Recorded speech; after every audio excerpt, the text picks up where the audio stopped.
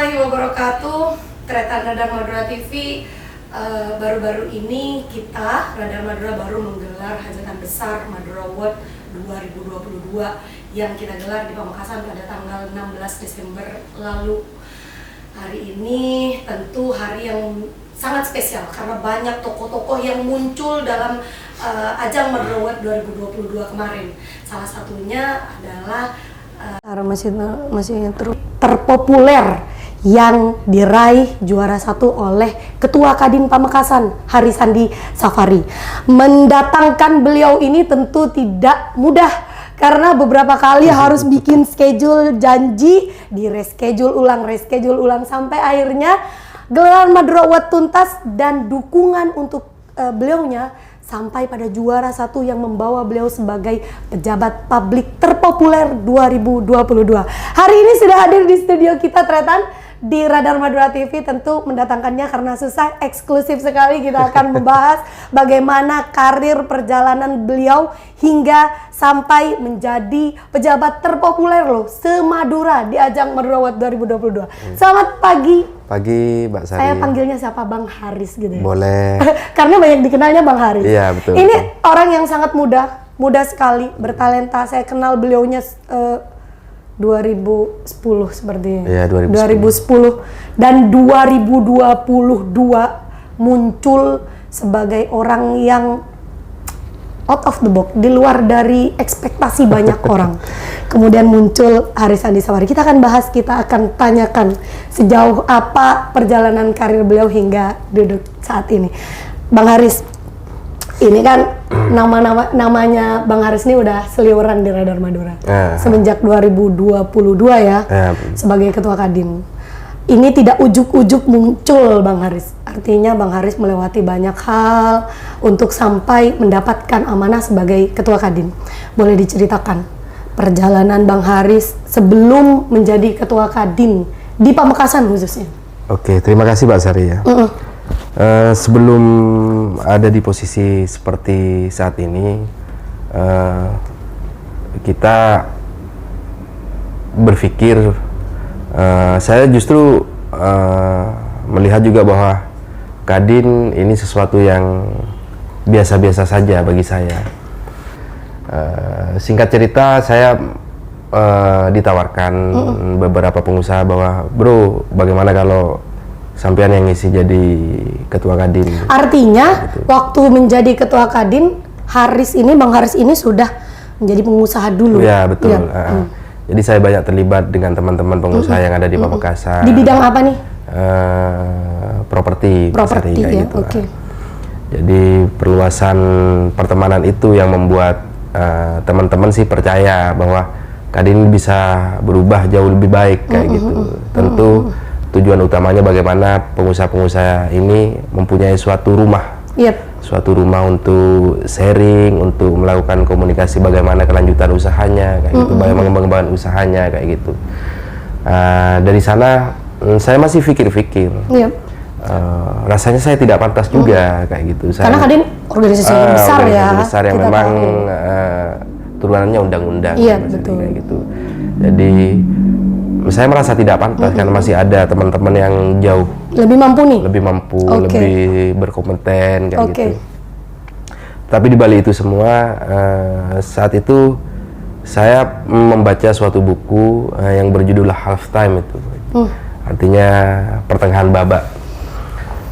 Babak pertama dan kedua di sana dikupas tentang kehidupan. Bagaimana saya sudah menjalani babak pertama nih, karena kan dari umur kita dilahirkan sampai umur 40. Di buku itu menjelaskan bahwa babak pertama itu sampai umur 40 kayak gitu. Setelah itu ada pertengahan babak yang pada babak kedua kita disarankan di dalam buku tersebut tidak lagi memikirkan bagaimana tentang pribadi dan kondisi kita sendiri kayak gitu.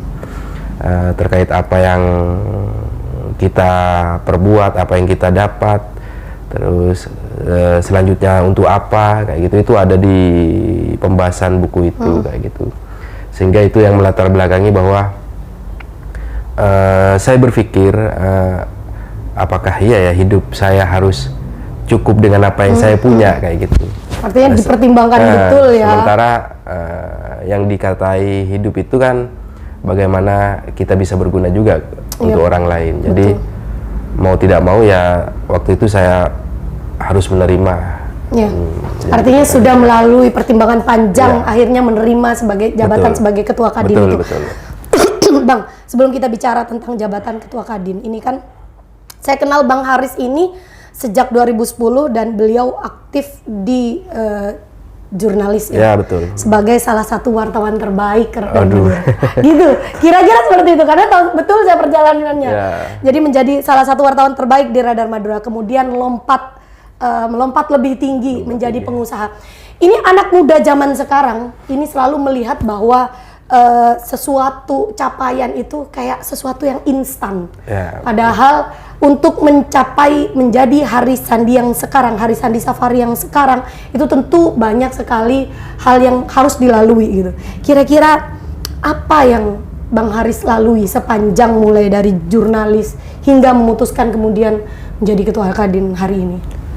Sebelum ke sana kan banyak hal ya, Mbak Sari ya. Tentu setiap manusia punya masalah masing-masing kayak gitu. Saya juga berkembang karena sempat berada di Radar Madura gitu. Banyak kenal orang kayak gitu. Ternyata kan hidup sendiri itu tidak bisa. Hidup ya memang butuh orang lain juga kayak gitu. Jadi saya memulai waktu resign di Radar Madura itu memulai banyak kenal orang, belajar tanpa rasa malu tentu Mbak Sari, dan hampir 24 jam. Tidak ada waktu istirahat kayak gitu. Ya ada sih dari jam 1 mungkin bangun jam 7. Tercebur langsung ke pengusaha itu? Iya, karena teman-teman saya pengusaha semua waktu itu kayak gitu. Langsung jadi, waktu itu ceburnya di dunia usaha itu langsung di properti.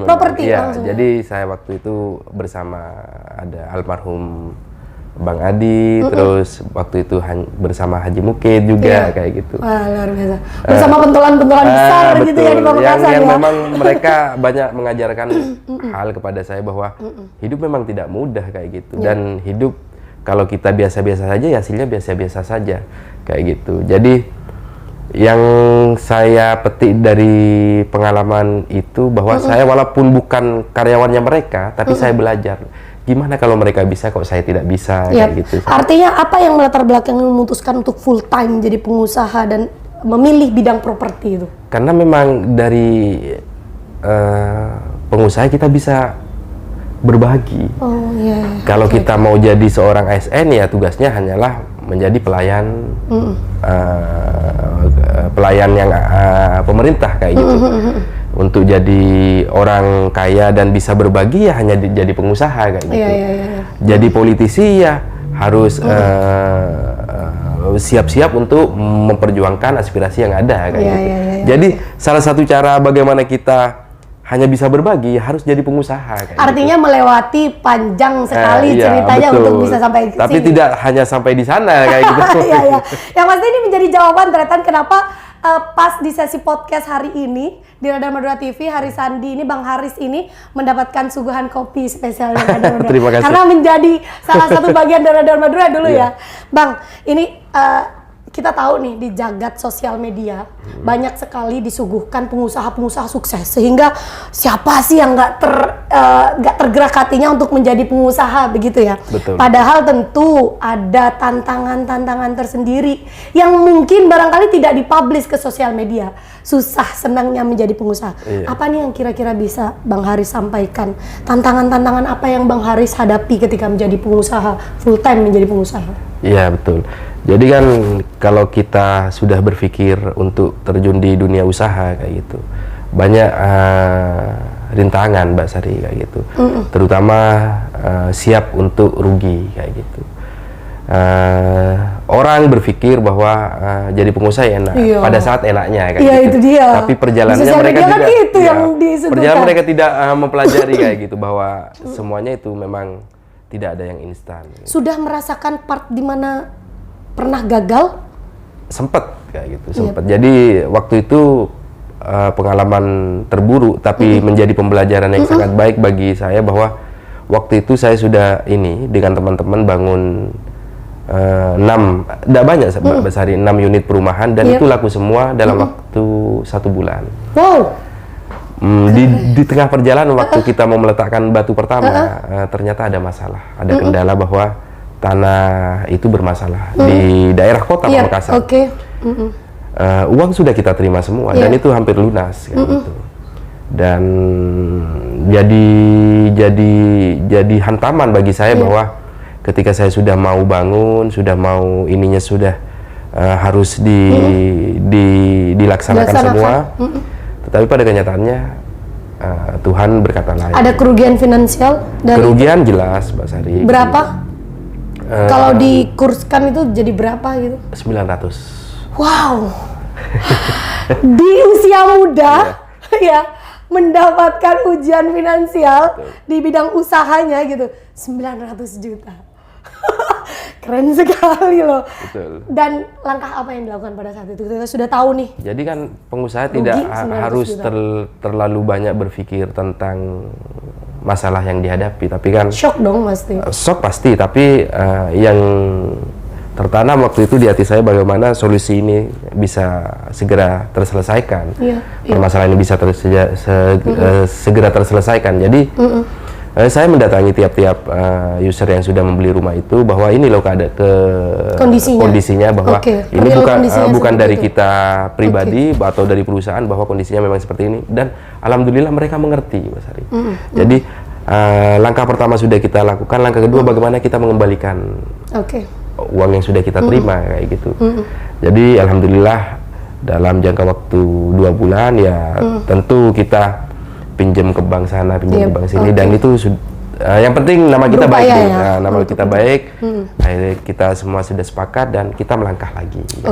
Kalau tadi Bang Haris bicara tentang kerugian yang bisa mencapai 900 juta gitu ya. Kemudian pertanyaan saya, dari kerugian itu capaian terbaik Bang Haris itu sampai di angka berapa sih? Supaya ini kan menjadi motivasi nih. Ternyata ngeri juga jadi pengusaha. Akhirnya banyak orang yang mundur. Ini kita kasih tahu deh clue-nya. Dengan 900 juta, apa capaian terbaik apa yang bisa didapatkan oleh seorang pengusaha properti? Kalau saya terus terang nggak ngitung, Mbak Sari. Ayo dong, range-nya dong. Dari beberapa capaian itu tentu. Capaian terbaik deh, sepanjang menjadi pengusaha. Ya kan tingkat kepuasan kita, tingkat kepuasan pengusaha itu berbeda. Ada yang sukses tanpa hasil, tetapi sukses nih berjalan, itu sudah puas. Ini kayaknya dibawa-bawa ke non angka. Saya bicara angka deh. Berapa capaian terbaik? Tidak bisa dikalkulasi kan gitu kan. Kenapa? Karena kan uang itu berputar. Kenapa? Tapi, yang dikatakan pengusaha memang bergerakkan uang itu kayak di angka 2 kali lipat dari angka kehilangan atau lebih? Bisa. Artinya tidak perlu insecure ya. Oh, pengusaha ternyata sebegitu gedenya tantangannya. Tapi ternyata kalau kita bisa menaklukkan tantangan itu, justru kita bisa dapatkan lebih daripada yang untuk naik kelas kan pengusaha harus diuji. Gitu ya. Ada tapi 900 juta ujiannya, saya rasanya perlu ngopi deh kalau 900 juta ujiannya. Betul. Benar. 900 juta itu bukan angka yang kecil ya, pada saat memutuskan untuk jadi pengusaha, tapi dengan reward lebih besar lagi daripada itu. Saya pikir ini menjadi pembelajaran besar bagi Bang Haris. Luar biasa ya, Bang. Mau tanya nih, 2022 sudah berlalu. Sudah berlalu. Salah satu closing Bang Haris di 2022 menjadi pejabat populer, publik populer, non pemerintahan pastinya. Karena pejabat publik itu ada pejabat pemerintah, ada pejabat non pemerintah. Kemudian Bang Haris menjadi juara 1 pejabat publik terpopuler. Kalau kita bicara populer, tentu banyak yang support ya. Di Madura ini artinya nama Haris Hadi Safari banyak dikenal oleh masyarakat dan disupport penuh oleh masyarakat. Apakah ini masuk di capaian terbaik Bang Haris di 2022? Seperti yang saya bilang, Mbak Sari, tingkat kepuasan itu tiap orang kan berbeda. Jadi ketika kita bisa dikenal, tentu kita banyak mengenal orang juga kayak gitu. Hal ini yang membuat pribadi saya bahwa tingkat interaksi dengan orang-orang yang di luar sana juga dibutuhkan. Kenapa? Itu juga berguna bagi pengembangan usaha setiap pengusaha kayak gitu. Iya. Artinya banyak hal yang menjadi capaian di 2022. Barangkali salah satunya juga itu. Popularitas ya. Oke, Bang, sekarang udah menjabat sebagai Ketua Kadin. Ini tentu bukan jabatan yang ecek-ecek. Banyak sekali harapan-harapan yang diinginkan oleh UMKM tentunya, pengusaha yang bergabung di Kadin di bawah kepemimpinan Bang Haris.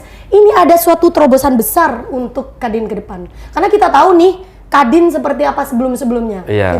Udah bukan rahasia lagi ya. Jadi saya pikir bagaimana, apa terobosan yang Bang Haris akan lakukan. Jangan sampai hanya karena popularitas nih kemudian cukup hanya dengan popularitas sebagai Ketua Kadin.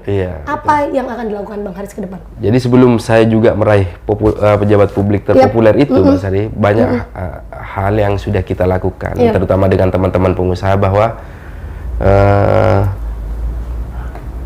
kita sudah sepakat dengan beberapa pengusaha bahwa UMKM ini harus kita bina, kita kembangkan. Oke. Kenapa? Karena kan dari Kadin Pusat sudah memerintahkan bahwa untuk penguatan perekonomian negara kita harus memajukan UMKM, kita harus menumbuh kembang ataupun membuat UMKM baru kayak gitu. Jadi ini yang mendasari bahwa UMKM menjadi pertahanan terakhir negara kita. Gitu. Yang sering saya sampaikan bahwa memang pada kenyataannya industri manufaktur skala besar yang ada di Jalan Sudirman, Jakarta, itu dikumpulin, industri yang perusahaan-perusahaan besar itu dikumpulin masih kalah kepada UMKM. Betul. Gitu. Jadi kan ada data yang sudah dikeluarkan bahwa PDB, Produk Domestik Bruto, arti sumbangan ekonomi yang dicapai dari UMKM itu mencapai 60-62%. Kan? Jauh dibandingkan industri manufaktur skala besar yang saya sebutkan tadi, Mas Ari. Artinya menang banyak gitu. Menang banyak. Jadi kan saya sebelum di Kadin menghadapi dua peperangan waktu itu. Di dalam Undang-Undang Kadin bahwa pengusaha ini adalah pejuang, kayak gitu. Pengusaha adalah pejuang. Jadi pada saat saya dilantik 2021, kita menghadapi dua peperangan. Kalau kita perjuangan dimulai gitu ya. Ini pengusaha adalah pejuang. Saat itu kita berperang. Pertama kita berperang dalam bidang kesehatan. Setelah COVID, pandemi, kita berperang di sana. Yang kedua, kita berperang bidang ekonomi kayak gitu. Bagaimana keberadaan kita itu dirasa ada oleh beberapa UMKM atau stakeholder yang ada kayak gitu. Jadi waktu itu saya ngomong kepada teman-teman, ayo kita ini pejuang ini harus siap dalam berperang. Betul. Apa Bang? Bidang kesehatan dan bidang ekonomi. Ini yang harus kita lakukan. Ini dua ini menjadi program unggulan Kadin di bawah kepemimpinan di bidang kesehatan. Kemarin-kemarin kita sudah banyak melakukan kerjasama dengan Polres, dengan berbagai pihak, bagaimana vaksinasi bisa berjalan dengan lancar pada semua pelaku usaha. Betul. Gitu. Dan itu didampingi oleh Kadin. Ya, didampingi oleh Kadin. Sampai sekarang anggaplah kita menang di bidang kesehatan, tetapi ada satu PR lagi, Mbak Sari. Bidang ekonomi, kayak gitu. Ya, ini yang terasa betul bagi pengusaha. Bang, ini kalau kita bicara program, tentu bicara bagaimana pelaksanaannya di bawah gitu ya. Sejauh ini apa yang paling akan terasa bagi pelaku UMKM eksistensi Kadin itu sendiri? Apa yang akan dirasakan, yang secara gamblang dirasakan oleh pelaku usaha atas eksistensi Kadin itu sendiri? Kalau kemarin kita lihat garap Microface ya, itu kerasa betul. Saya tuh merasakan bahwa hadir nih Kadin bagi pelaku UMKM. Selain itu tentu ini kan masih panjang. Kemarin Microface saya lihat ya hanya sebagian kecil ya kalau saya bilang ya. Ini kan masih panjang. Banyak pelaku UMKM yang berharap eksistensi Kadin ini tidak hanya di slogan semata. Jadi kan kita selain Microface ya, Microface mungkin di tahun kemarin itu kita ingin UMKM itu naik tingkat, naik kelas dengan cara apa? Branding. Kita tidak selalu memikirkan bagaimana milenial sekali ya brandingnya. Tidak selalu memikirkan produk mereka terjual atau tidak, tapi mereka terpenting bahwa dalam satu kesatuan dari UMKM ini ada yang namanya branding. Bagaimana dia naik kelas dulu, bagaimana dia dikenal dulu kayak gitu. Yang kedua, Mbak Sari, kita tentu melakukan kolaborasi. Kolaborasi yang dimaksud adalah selain dengan pemerintah daerah, kita juga melakukan dengan pemerintah pusat. Kemarin di acara Kadin Pamekasan kita sudah mendatangkan Menteri BUMN, dalam hal ini Pak Erick Thohir. Iya, betul. Cuma ditaruh di Bangkalan. Bangkalan. Gitu. Tapi kerja sama Kadin Semadura ya? Kita yang adakan kayak itu. Pamekasan? Pamekasan. Karena Pak Erick juga berhalangan untuk jauh-jauh, kalau ke Pamekasan terlalu jauh, dia jadi kita... Tapi berkoordinasi dengan Bangkalan ya? Apa yang kita dapat? Banyak. Jadi kolaborasi ini yang kita perlukan adalah bagaimana pemerintah pusat, pemerintah daerah, baik Sumeneb, Pamekasan, Sampang, Bangkalan itu juga bisa berkolaborasi untuk menularkan pemikirannya apa loh yang bisa dikerjasamakan kayak gitu. Dari hasil pertemuan kemarin, dari hasil bincang-bincang lah dengan Pak Erick, banyak hal yang dibantu dan dirasakan oleh UMKM sini. Ada 2 program yang sudah berjalan, yaitu bantuan modal. Oh, ini sudah sampai. Kita kemarin dapat dari Kementerian BUMN non APBD non APBN, kayak gitu. Jadi kita hanya memfasilitasi. Betul. Kita hanya memfasilitasi, bantuannya langsung ke pengrajin batik. Ada 15 pengrajin batik yang full, baik dari peralatan, bahan, dan semuanya itu dibantu oleh pemerintah pusat. Itu yang ingin kita hadirkan, bahwa Kadin ini juga ingin berpartisipasi loh, kayak gitu. Kadin hadir gitu ya. Begitu. Betul. Walaupun masih panjang perjalanan kita, tapi setidaknya kita sudah berusaha, Mas Ari, bahwa minimal kita lebih baik dari yang kemarin, dan mudah-mudahan bulan ini kita juga ada bantuan juga untuk bidang di petani garam kayak gitu. Setelah selesai dengan pengrajin batik, kita akan ke bidang garam kayak gitu. Ini perlu mungkin yang perlu diketahui betul oleh Tretan Radar Madura TV. Ini pendampingan yang dilakukan oleh Kadin menuju UMKM itu pada UMKM itu hanya yang sebatas bergabung dengan Kadin, atau banyak UMKM yang juga belum bergabung tapi ingin sekali mendapatkan support dari Kadin sendiri, pendampingan gitu dari Kadin. Dua-duanya, Mbak Sari. Dua-duanya ya. Jadi kita kan memang niat bagaimana selain mendampingi UMKM juga kita melibatkan pengusaha-pengusaha baru, membuat pengusaha-pengusaha, menciptakan pengusaha-pengusaha baru. Itu yang ingin kita tampilkan di Pamekasan, kayak gitu. Dan semuanya kita sudah, kalau memang misi dagang kita sudah sering, itu kita sudah sering, bahkan produk-produk yang ada di UMKM kita satukan dan sudah kita kirim ke luar negeri kayak gitu. Itu yang sudah kita lakukan kayak gitu. Ini mungkin yang nggak banyak diketahui oleh banyak orang gitu. Tapi dan terus bekerja. Tidak perlu diketahui. Yang penting UMKM di sini merasakan. Iya, betul. Oke, Bang, terakhir nih.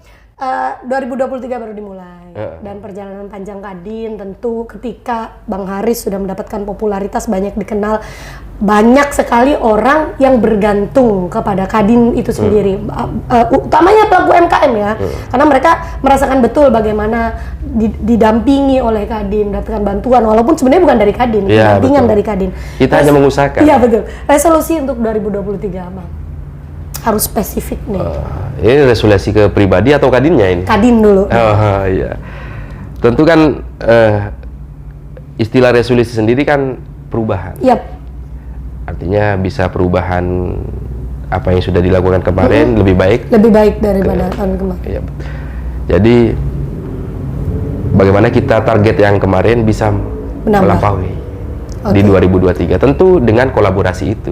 Tentu kita harus punya terobosan-terobosan baru, bagaimana kita juga menggandeng pemerintah pusat, bagaimana bisa hadir, bisa melihat kondisi real yang ada di Kabupaten Pamekasan, sehingga mereka juga tergugah, dan tentu dengan program-program teman-teman, apa yang bisa mereka peras dari otak mereka, bahwa ini loh Bang yang bisa kita hadirkan. Tentu itu tujuannya adalah bagaimana UMKM ini naik kelas yang ada di Pamekasan.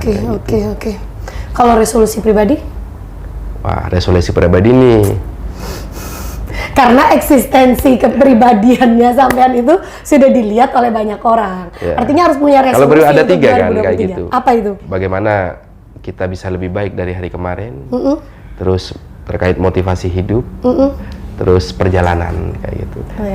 Di pengusaha ini Mbak Sari, bukan terus walaupun kita tidak terikat waktu, hanya sedikit waktu untuk keluarga. Jadi mungkin saya lebih resolusi harus lebih dekat sama keluarga. Iya, gitu mungkin ya? harus lebih dekat dengan keluarga. Ada satu pertanyaan pribadi, mungkin ini mengakhiri sesi podcast ya Tretan. Siapa yang menginspirasi dari perjalanan panjang Bang Haris hingga titik sekarang ini? Kalau banyak sih Mbak Sari, kayak gitu. Saya tidak terfokus kepada satu orang, tetapi saya mengambil hikmah dari per orang yang bisa merubah. Yang paling kuat menginspirasi untuk bisa bertahan survive hingga saat ini? Keluarga ya. Keluarga. Oke, thank you Bang Haris. Ada kata-kata closing statement buat orang-orang yang mau berniat menjadi pengusaha baru di dunia properti gitu? Ya, harus dimulai untuk jadi pengusaha, karena di dunia usaha ketika kita mendirikan usaha kita jadi bosnya kayak gitu, dan apa-apa kita sendiri yang menentukan kayak gitu. Jadi ketika kita mau dipanggil bos, ya sudah jadi pengusaha saja kayak gitu. Artinya dimulai harus saja dulu. Memulai. Perkara di perjalanan ada sandungan-sandungan itu sudah biasa kayak gitu. Luar biasa sekali ternyata dari Madura TV. Seperti yang disampaikan Bang Haris di closing acara podcast hari ini adalah harus berani memulai, karena menjadi pengusaha itu kita sendiri yang menjadi bosnya. Luar biasa sekali. Ini membuat saya tergerak untuk jadi pengusaha jadinya. Setelah sesi podcast kita ngobrol ya. Boleh sambil diminum kopinya. Terima kasih Tretan sudah menonton program Madura Talk di edisi bersama Ketua Kadin Pamekasan Haris Sandi Safari. Semoga kita bisa mengambil banyak hikmah dari perjalanan Bang Haris sendiri untuk menjadi yang seperti sekarang ini. Banyak sekali yang dilewati dan tentunya harus berani memulai dan menerima apapun tantangan yang dihadapi. Karena untuk mencapai puncak hanya kita yang bisa menaklukkannya. Baik, Tretan dan Madura TV, terima kasih tentunya saya menyampaikan untuk Elysia Estetika yang sudah mensupport kegiatan kita di studio Radar Madura TV, dan furniture kita dipersembahkan oleh UD66. Terima kasih pada semua sponsor yang sudah mendukung program Madura Talk di Radar Madura TV. Jangan lupa like, komen, dan subscribe. Tinggalkan komentar buat kami perbaikan untuk Radar Madura TV ke depan. Saya Sari Purati undur diri. Wassalamualaikum warahmatullahi wabarakatuh.